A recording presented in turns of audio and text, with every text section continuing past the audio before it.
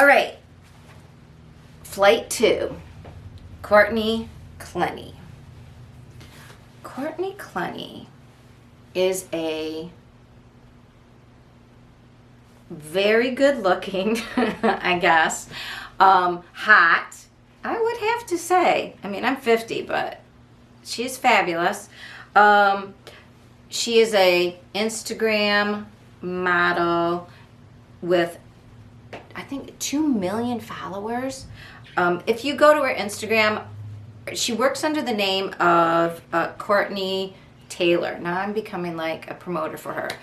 I'll just tell you, I'm afraid of like what I'm going to get on my phone now, because after I looked at her Instagram, it's basically a lot of breasts, a lot of gluteus, I can't even talk, dyslexic detective, let me remind you, her butt. She's got a big old butt. Was it, I'm just saying. There's a lot of flesh in those pictures. So, hey, maybe you're interested in that. If you're into murder and mystery, maybe you're not. Okay, so why are we talking about this girl? Well, last Sunday on April 3rd, there was a 911 call made to her apartment in Edgewater, Florida, which is near Miami. She stays in a very expensive condo called the Passario, I believe it's called. I might be saying that wrong. Annie Elise on 10 to 1 did a great little update on this if you want to check out her YouTube channel. Courtney had called the police because she had stabbed her boyfriend, and there was copious amounts of blood. Well, the police came and, oh no, yeah. One stab, supposedly, this is what's being reported, to the shoulder. But if you look on YouTube, if you Google, and you look about where arteries run, so you have major arteries feeding your brain, carotid artery, and it branches off, and there's a number of branches right here in your shoulders. So you get one stab, if you hit just in the right place, could puncture that artery and could cause somebody to bleed out, we don't know, but that's what it looks like happened.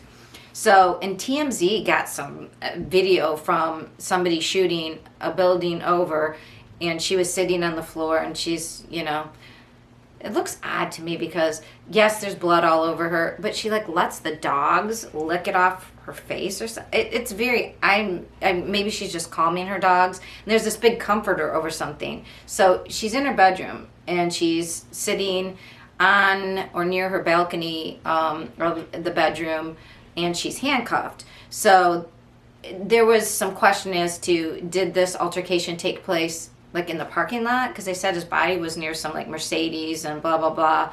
And there was a something put out by the apartment complex, the condo association put out something saying this elevator will not be in use for a couple days, but it's not because it's broken.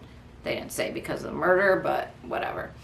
All right, so this happens at 5 o'clock on Sunday. Speaking of which, so it's 5 o'clock somewhere. Who knows what's going on? Her evening was just getting started. I don't know what exactly happened at 5 p.m., but not good for her boyfriend. She's arrested. She's taken down to the station. Now, they don't have a lot of murders there, apparently. This is an unusual occurrence. She starts, I don't know if she was hysterical, but the reports are she was Baker acted. So in Florida, their commitment law, if someone seems to be in danger mentally for some reason, is called the Baker Act. And being Baker acted means that somebody, a judge, I think it's judges, police, and probably doctors, medical people can say that somebody needs to be held against their will for observation for 72 hours. So apparently she was saying, I want to be unalived, I want to be unalived. Okay, that was enough. They Baker acted her. So she's taken away for 72 hours. Now, in the meantime, of course, people are like, this OnlyFans model, I'm calling her model because She put up a lot of photos on Instagram. I mean, a lot. Like, as I said, they're very unclothed. Hey, but she looks great, especially if you're into that Kardashian type look, although she is more of your blonde bombshell. Now, so interestingly, so OnlyFans, as you may or may not know, is a private social media network where you sign up and you have to pay to see behind like the paywall, and it's usually more racy stuff or personal stuff. If there's like sometimes I guess celebrities do it to give you some, just a little more personalized back view. But it started out, and it mostly I think still is a little bit more like, chicka chicka bow wow, that type of a vibe. All right, and apparently she made very good money doing this. All right, so there was an upload to OnlyFans after she was put under the Baker Act. So people who are familiar with social media said she probably had had that ready to go in her queue. So that comes into something that's a little bit interesting, because listen to this. So there's this weird thing. I watched a segment from Florida Station 10 in the area. So they say like this incident happened, and let me just tell you, sorry, his name is Christian, and he's Nigerian. I believe I don't know if he was born in Nigeria and immigrated here with his family, or if he was born here and his family was Nigerian. But his last name is, I'm not going to say it right, Obaseli. But if it's okay, I'm going to refer to him as Christian. So Christian, beautiful, in my opinion. Don't sue me. I don't know why you'd sue me. Very good looking black man. I mean, they're both very fit, right? So he was supposedly a CEO of his own company. I don't know if he came from wealth. I think maybe he did, and I'll tell you why. Anyways, he was described as quiet and polite and a go-getter. And I'll tell you something else about his social media that people didn't like. But remember, so he's from a Nigerian family from Texas, and apparently she's from Texas too, although in something else it said that she was a native of Michigan. So, but all of the social media, all the chicka chicka bow wow on Instagram, yeah, they're all from Austin, Texas. And then she traveled all very interesting, Hollywood, but I mean that you would expect those kind of places. But then overseas, what were some like exotic places in Jordan, in I'm not gonna say Azerbaijan. I'm not saying that right. Again, dyslexic detective. But here's what's important about all this.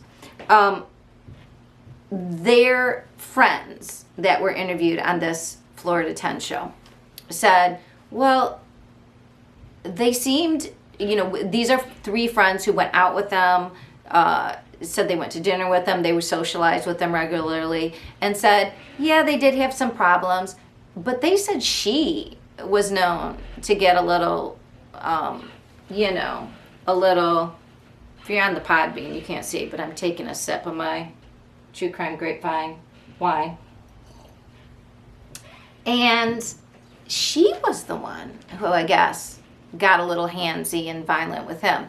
Now, if you look at a picture of him, you can't see that I'm about, I'd like to say I'm 5'3". I'm almost 5'3". So she was like rather diminutive, but very fit.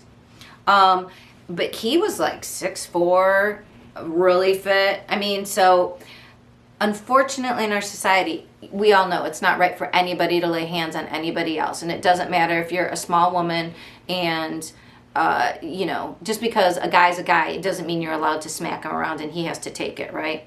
But the friends they can't believe that she would do anything in self-defense, because he wouldn't do anything that would make her have to defend him. In fact, she was the one who got a little aggravated and handsy.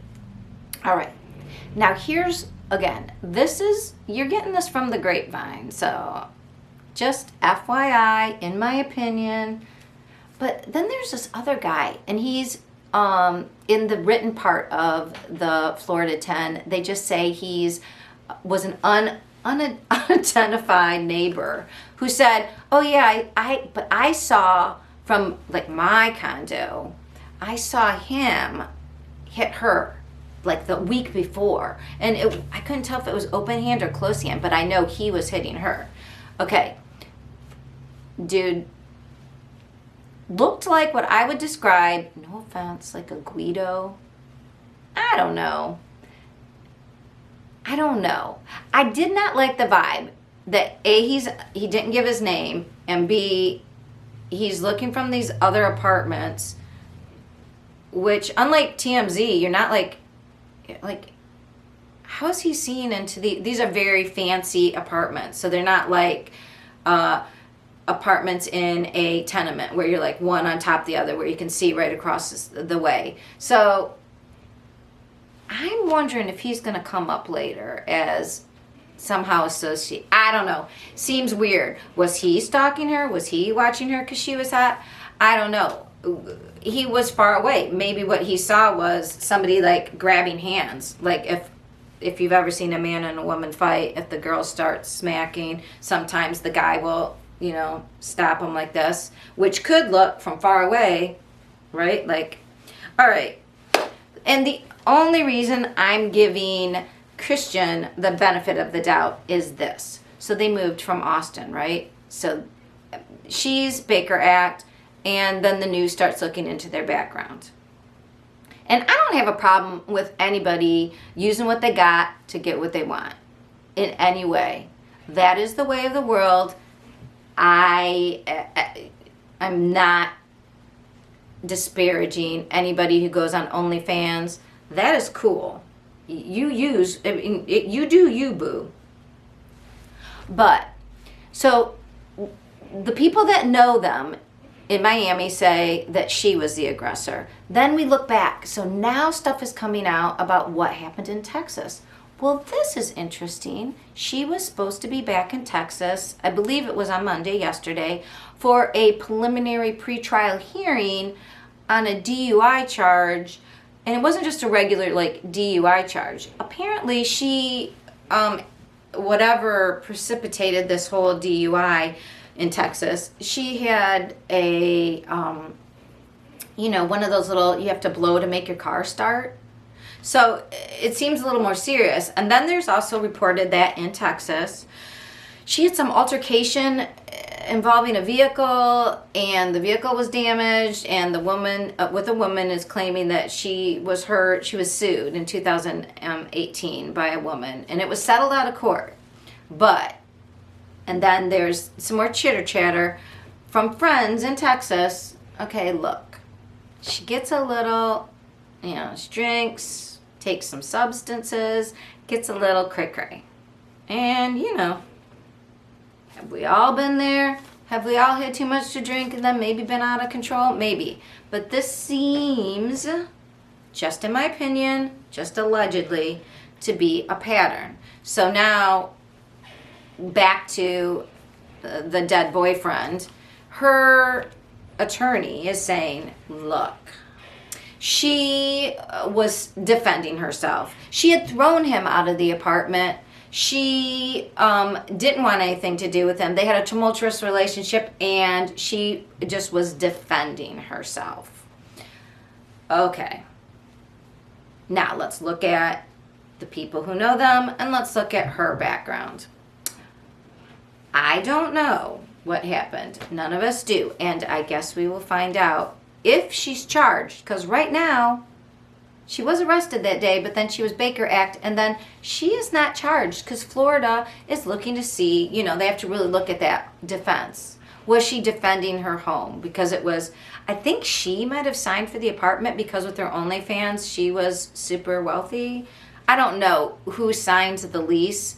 They seemed, on her Instagram, she seemed to have moved there in January, and his friends and family seemed to say he moved there 3 months ago, which is January. So they seem to both have left Texas and moved to Florida together.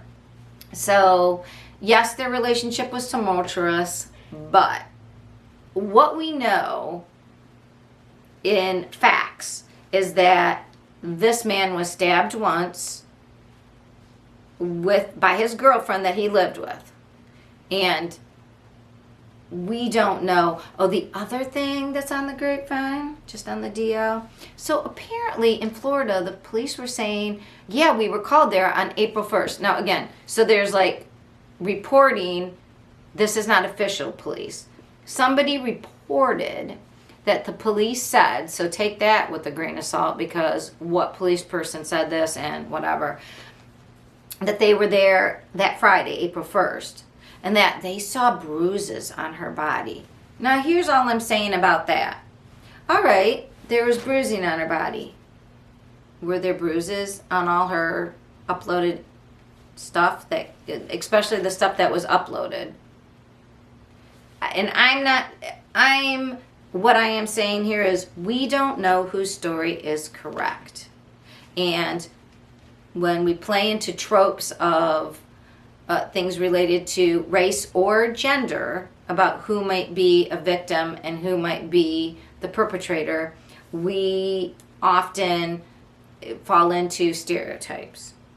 In this case, I am just telling you, the reason I find it juicy is that I think we're going to find out, I don't know, something different. Of the two people involved in this case, one person has a record of being under the influence and doing inappropriate things and being aggressive and hurting people and their property, and the other person does not. So we will find out, but this is a juicy case and I think we should keep our eyes on it. All right, that's our second wine flight. We're gonna go on to number 3 in just 1 second. Hi, if you liked this flight of episode 8's True Crime Grapevine, please put something in the comments, like, subscribe, hit the notification buttons. You know how to do all the YouTubey things, and I will see you with new flights next Tuesday. Bye.